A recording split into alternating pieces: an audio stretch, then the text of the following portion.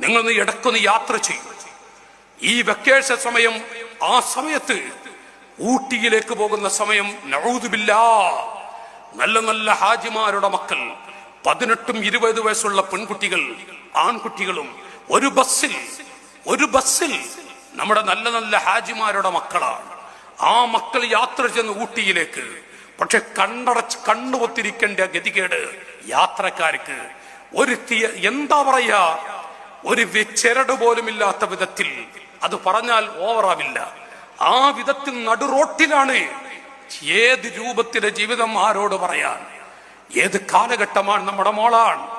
എന്നിട്ട് പറയും അവൾ ഊട്ടിയിലേക്ക് ഉല്ലാസയാത്രയുമായി പോയിട്ടുണ്ട്.